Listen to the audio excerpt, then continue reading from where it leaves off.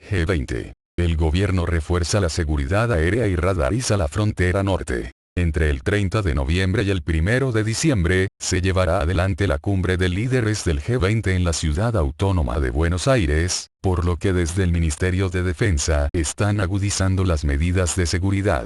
Con motivo de la cumbre de líderes del G20, que se realizará en Argentina el 30 de noviembre, el gobierno nacional estableció la radarización de la frontera norte y determinó las reglas de protección aeroespacial. Según el decreto 1054/2018, publicado hoy en el Boletín Oficial, el Ministerio de Defensa dispondrá las medidas necesarias a fin de garantizar la radarización de la frontera norte, de modo tal de lograr un eficiente control y una efectiva disponibilidad de información en relación a la ocupación y tránsito diario que se despliegue dentro del espacio aéreo soberano. Además, con el objetivo de proteger el espacio aéreo, aprobaron las reglas de protección aeroespacial, que, según el texto oficial, tienen la finalidad de combatir el tránsito aéreo irregular, modalidad aérea utilizada por el crimen organizado, y defender la soberanía aeroespacial.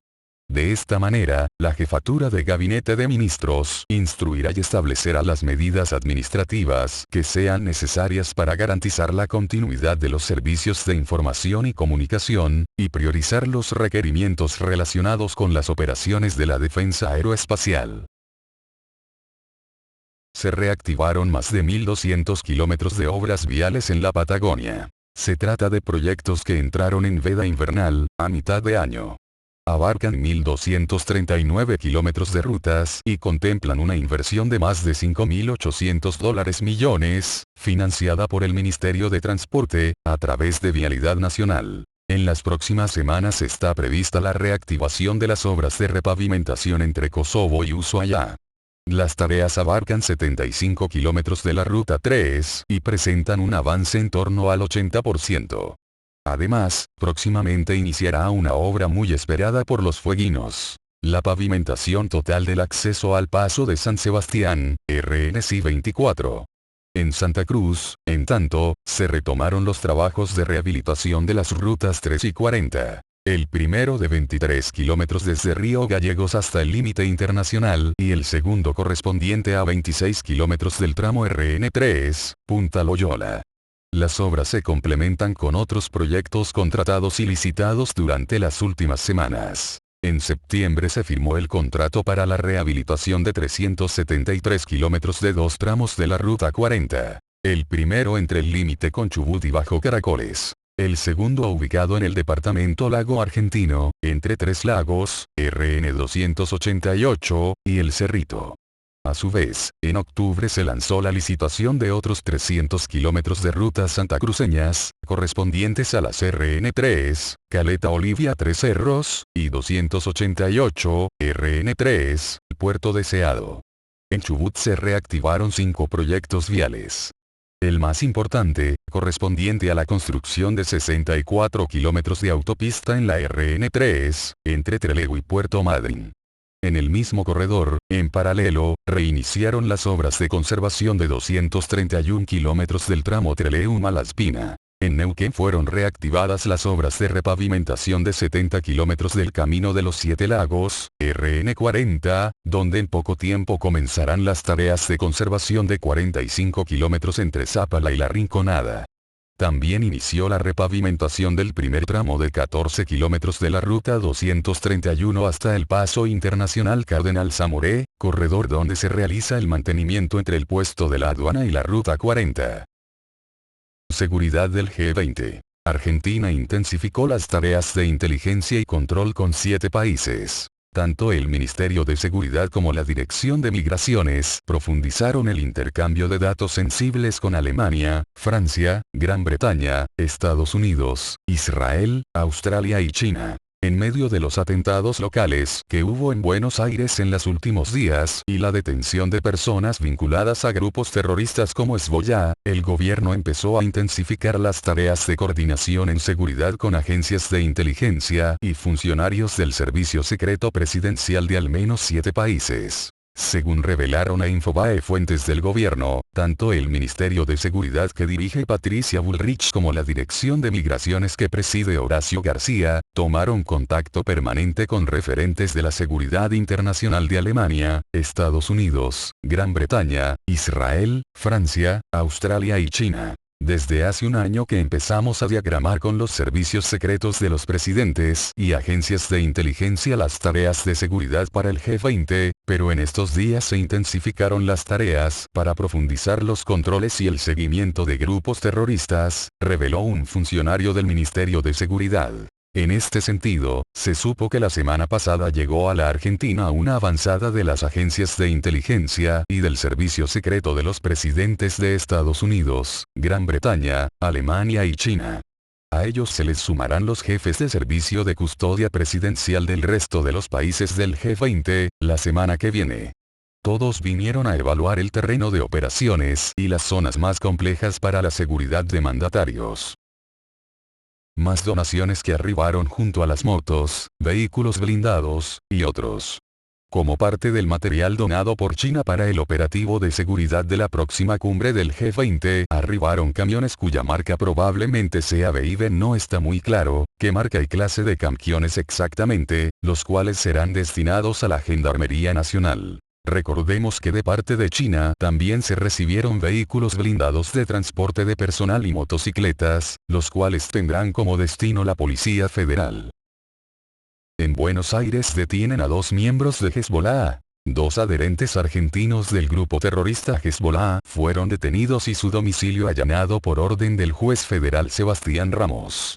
Durante la requisa se secuestraron además armas de guerra, entre las que se encontraban carabinas, escopetas y revólveres, y una gran cantidad de municiones. La denuncia fue hecha por la Delegación de Asociaciones Israelitas Argentina, DAYA, y la investigación fue realizada por el juzgado que encabeza Ramos y personal de la Policía Federal.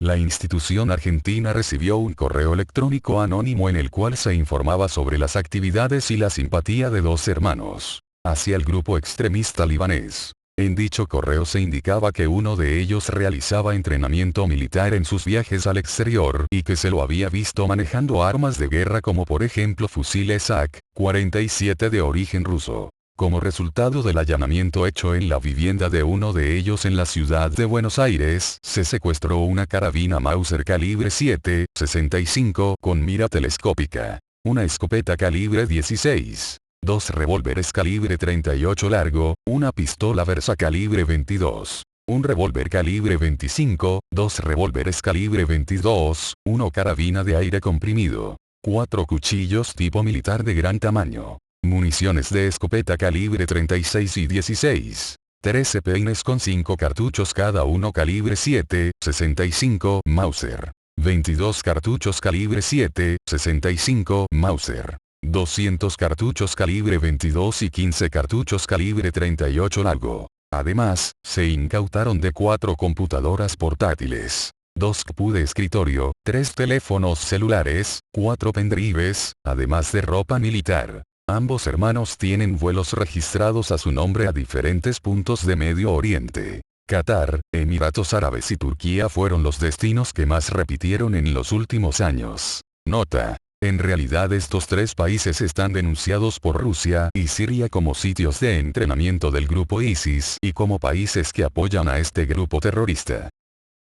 La Argentina INVAP desarrollará nueva tecnología para los radares. El ministro de Transporte argentino, Guillermo Dietrich, recorrió las instalaciones de INVAP.